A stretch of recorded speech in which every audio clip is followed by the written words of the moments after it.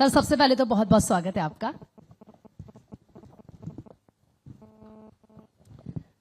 Sir सबसे पहले तो मैं आपसे यही जानना चाहूंगी क्योंकि आपके 3000 पेशेंट सक्सेसफुल डेटा है। Sir is it a clinical trial, clinical research on it's your experience, और सर क्या ये एविडेंस बेस्ड सिस्टम है, व्हाट इट इज? आपने मेरे पूरे 21 साल की मेहनत को एक क्वेश्चन में समेट दिया। सर आपका बेहतरीन सफर भी तो रहा है। मनोज सर यहाँ बैठे हैं। सर पूरे 21 साल की मेहनत है, 3000 पेशेंट का डेटा मैडम के एक क्वेश्चन में है कि क्या वो क्लिनिकल ट्रायल था या क्लिनिकल रिसर्च है या मेरे अनुभव के आधार पर दिया हुआ प्रस्तुत डेटा है। तो निश्चित रूप से आपको इस क्वेश्चन के लिए बहुत बहुत धन्यवाद कि आपने पूछा और बहुत अच्छा मौका भी दिया आपके माध्यम से, आपके चैनल के माध्यम से, काशी की नगरी से, जहां पर इतनी ऐतिहासिकता के साथ आज मुझे सुबह से इतना अच्छा आप लोगों का सानिध्य भी मिला। परिवार के साथ मैं आज दर्शन करके भी आया। तो कहीं ना कहीं थैंक यू मैम, उसके लिए आप सभी को और भारत 24 की पूरी टीम को उसके लिए बहुत बहुत धन्यवाद। और निश्चित रूप से इस क्वेश्चन का आंसर मैं जरूर दूंगा। ये जो 3000 पेशेंट्स का डेटा है, लगभग 3800 पेज की एक बुक है, जिसको हमने लगभग दुनिया के सभी प्लेटफॉर्म्स में भेजा है, चाहे WHO हो, ICMR हो, MCI हो, जो हमारा गवर्नमेंट ऑफ इंडिया का जो हमारा आयुष का पोर्टल हो, CCRH हो, NCH हो, नेशनल कमीशन ऑफ होम्योपैथी हो, यूनिसेफ हो, यूनाइटेड नेशन हो, ऐसे जहां जहां मुझे लगता है कि कोई यूनिवर्सिटी है, जो कोई हेल्थ ऑर्गेनाइजेशन है, कोई मेडिकल काउंसिल है, उसमें हमने भेजा है। तो निश्चित रूप से ये जो 3000 पेशेंट्स का जो लगभग डेटा है, ये कोई क्लिनिकल ट्रायल नहीं है।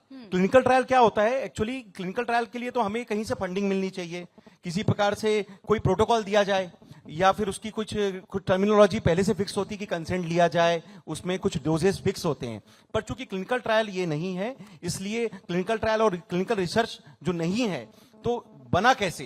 तो ये जो क्या होता है कि जब होम्योपैथी में हम लोग जब काम करते थे, चूंकि मेरा कैरियर करीब 21 साल का है, और जिस लेवल पे मैं पेशेंट्स देखता था, उसमें कई बार क्लासिकल होम्योपैथी में बहुत ही बेसिक डोजेस में काम होता था। इसलिए कई क्रिटिकल पेशेंट्स में, सर्जिकल कैटेगरी में, कॉम्प्लिकेटेड, इमरजेंसी, लास्ट स्टेज, अब स्टेज 4 के कैंसर के पेशेंट जो लगभग सब जगह से कई बार फेल होके आते हैं, जो किडनी के लास्ट स्टेज के पेशेंट्स होते हैं, जिनको डायलिसिस या ट्रांसप्लांट बता दिया जाता है, क्रिएटिनिन काफी ऊपर तक पहुंच जाता है। ऐसे कई सर्जिकल कैटेगरी के पेशेंट जिनको सर्जरी ही एकमात्र ऑप्शन है। अगर ऐसे पेशेंट होम्योपैथी में आते हैं, तो निश्चित रूप से ये बहुत बड़ा चैलेंज भी है, एक्सेप्टेंस भी है, और इस पे काम करने के लिए कुछ नया लाने की जरूरत थी।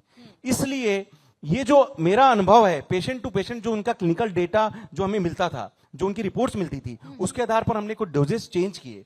और वो जो डोजेस चेंज करने का फायदा ये मिला कि जो भी हमने कुछ नए तरीके से काम किया, उसका कुछ डेटा जनरेट हुआ।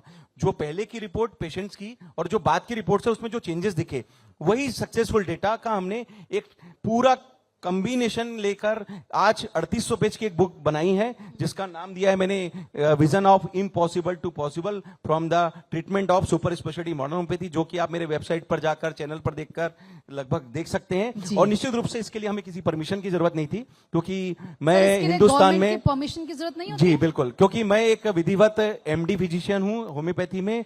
मेरा CMHO से जो हमारा जो लोकल स्टेट का रजिस्ट्रेशन होता है, सेंट्रल काउंसिल ऑफ होम्योपैथी का रजिस्ट्रेशन होता है, स्टेट काउंसिल ऑफ होम्योपैथी का रजिस्ट्रेशन होता है। तो इंडिया में एलोपैथी, होम्योपैथी, आयुर्वेद और यूनानी, ये 4 वैलिड सिस्टम है जो गवर्नमेंट ऑफ इंडिया ने मान्य किए हैं, जिसमें आप अच्छी प्रैक्टिस कर सकते हैं। तो इसके लिए क्लिनिकल डेटा देने के लिए, आपके अनुभव के आधार पर कोई डेटा बताने के लिए परमिशन की जरूरत नहीं है। सर ये कहीं पब्लिश हुआ है जो आपका डेटा है? क्या ये किसी गवर्नमेंट पोर्टल या फिर रिसर्च जो पेपर है उनमें कहीं? अभी जैसे मैंने बताया कि मैंने इस डेटा को लगभग सभी ऑर्गेनाइजेशन में भेजा, जहां जहां गवर्नमेंट के, इंटरनेशनल लेवल पे, चूंकि मैं ब्रिक्स के लिए भी मैं एम्बेसडर हूं इंडिया से, और कहीं ना कहीं होम्योपैथी रिप्रेजेंटेटिव के रूप में अपनी भूमिका भी दे रहा हूं। तो चाहे इंटरनेशनल लेवल की बात करें, हम चाइना में अभी गया था, रशिया जा चुका हूं मैं, उस तरीके से अमेरिका, UK, और जिस जिस कंट्रीज में मैं जाता हूं वहां पर भी इस डेटा को हम रिप्रेजेंट कर रहे हैं। और अगर हम नेशनल लेवल पे बात करें, तो चूंकि मैं आयुष का डॉक्टर माना जाता हूं, होम्योपैथी आयुष में माना जाता है, तो हमारी एक सर्वोच्च संस्था होती है central council of research in homeopathy, CCRH, जो कि नेशनल कमीशन ऑफ होम्योपैथी के साथ काम करती है। इन दोनों जगह पर जाकर हमने इस डेटा को सबमिट किया है। और चूंकि एक ऑनलाइन सबमिशन भी होता है, जिसमें हमने कुछ जो केसेस सबमिट किए थे, मैं आज आपको इस चैनल के माध्यम से बड़े फक्र के साथ भी बताना चाहूंगा कि एक क्वेश्चन उठा था संसद में कि अगर होम्योपैथी से डायलिसिस बचाई जा सकती है, ट्रांसप्लांट बचाया जा सकता है, तो होम्योपैथी का उपयोग किडनी पेशेंट्स के लिए क्यों नहीं ज्यादा से ज्यादा किया जाए। अब चूंकि ये क्वेश्चन जब उठा था, तो कहीं ना कहीं इसके लिए डेटा की रिक्वायरमेंट होती है कि अगर कोई डेटा हो, ऑथेंटिक डेटा हो, तो हम इसे जस्टिफाई कर पाएंगे कि होम्योपैथी से कैसे होगा। तो चूंकि मैंने 3800 पेजेस के जो बुक आपको बताया वैसा जब सबमिशन दिया था, तो उसमें से जो एक केस हमारा जो पब्लिश हुआ है वो गवर्नमेंट ऑफ इंडिया के आयुष पोर्टल में, जो सीसीआरएच की एक वेबसाइट है SCCR पोर्टल, जिसमें ऑलरेडी पब्लिश हो चुका है, जिसमें गवर्नमेंट के वेरिफिकेशन के साथ हम इस बात की पुष्टि करते हैं कि 21 क्रिएटिनिन का पेशेंट, कोई 21 क्रिएटिनिन का पेशेंट होता है, या तो वो डायलिसिस करा रहा होता है या फिर उसे रिनल ट्रांसप्लांट के लिए मजबूरी होती है।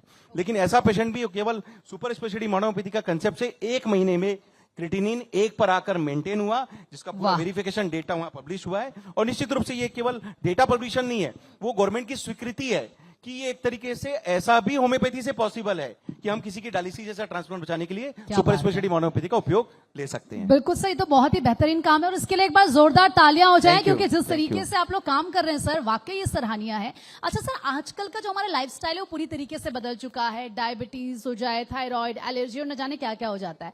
सर ऐसे में होम्योपैथी की अगर मैं भूमिका की बात करूं तो आप इसे कैसे देखते हैं? क्या ये इसको खत्म कर सकता है या बहुत कम कर सकता है?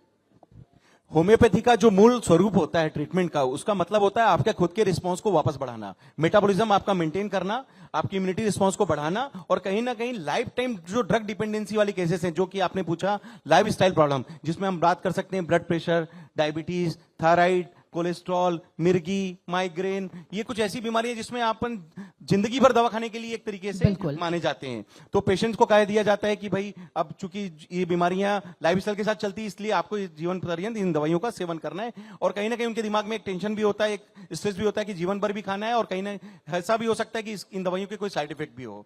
तो निश्चित रूप से इसमें होम्योपैथी का एक बहुत अच्छा रोल आया है। आप मेरे चैनल पे भी जब जाएंगे या मेरी बुक के माध्यम से देखेंगे कि ऐसे कई सारे पेशेंट्स हैं जिनका इनिशियल लेवल पे जब ट्रीटमेंट हमारे पास आता है, इनिशियल लेवल मतलब जैसे ही आपको समझ लीजिए थायराइड हुआ, आपको बीपी हुआ, आपने होम्योपैथी का ट्रीटमेंट चालू किया, तो ये बहुत ही सही समय होता है इनिशियल लेवल पे, जब हम आपके रिस्पांस को जितनी जल्दी हो सके अंदर से वापस मेंटेन करें। अच्छा, लेकिन सर होम्योपैथी की जब बात आती है, क्योंकि आजकल जितने भी मरीज होते हैं, चाहे वो मैं अपनी बात कर लूं, हम सबको रिजल्ट चाहिए, तुरंत रिजल्ट चाहिए। तो ऐसा लगता है कि होम्योपैथी में विश्वास लोगों को बढ़ाना होगा, थोड़ा इंतजार इसके लिए करना होगा। बस इसी के लिए आज मैं आपके सामने 21 साल के बाद बड़े गर्व के साथ कहूंगा कि अब वो होम्योपैथी क्लासिकल होम्योपैथी तक नहीं है, अब वो होम्योपैथी सुपर स्पेशलिटी मोनोपैथी के रूप में जो हमारा कंसेप्ट है, it's a fastest treatment in homeopathy. आप देखेंगे कि डायबिटीज, थायराइड, कोलेस्ट्रॉल, मिर्गी, माइग्रेन के ऐसे काफी सारे पेशेंट्स हैं जिन्होंने शुरुआती लेवल पे होम्योपैथी से फायदा लेकर 2 से 6 महीने में अपनी ट्रीटमेंट को पूरा कर लिया।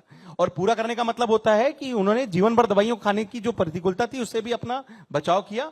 अगर किसी कारण से ये पेशेंट आगे बढ़ जाते हैं, समझ लीजिए कोई 10 साल बाद आता है, कोई 3 साल बाद आता है, कोई 5 साल बाद आता है, तो इसका मतलब वो ऑलरेडी ड्रग के ऊपर डिपेंडेंट हो चुका होता है। तो ऐसे केसेस में हम लोग क्या करते हैं कि क्योर के साथ जो हमारा दूसरा विजन होता है ऑप्टिमम टू क्योर, तो पहले तो हम बैकअप लेते हैं, आपका मेटाबॉलिज्म फास्ट करते जाते हैं, और जैसे जैसे आपकी रिस्पांस और रिपोर्ट में इस बात की पुष्टि होती जाती है, तो जो भी एग्जिस्टिंग ट्रीटमेंट आप पहले से ले रहे हैं, आप उसको स्टेप बाय स्टेप कम कर पाते हैं। और कुल मिलाकर 2 ऑप्शन, या तो पूरा आप ट्रीटमेंट पूरी तरीके से रिप्लेस करके बंद कर पाते हैं, और अगर किसी कारण से बंद नहीं कर पाते हैं तो ऑप्टिमम टू क्योर, मतलब जितना कम से कम दवाइयों में हम उसकी डिपेंडेंसी ला सकें, उसका मेटाबॉलिज्म फास्ट करके उसका फायदा दे पाते हैं। बिल्कुल सर, बहुत बहुत शुक्रिया आपका हमसे बातचीत करने के लिए और अपना महत्वपूर्ण समय हमें देने के लिए। सर के लिए एक बार जोरदार तालियां हो जाएं। Thank you so much sir.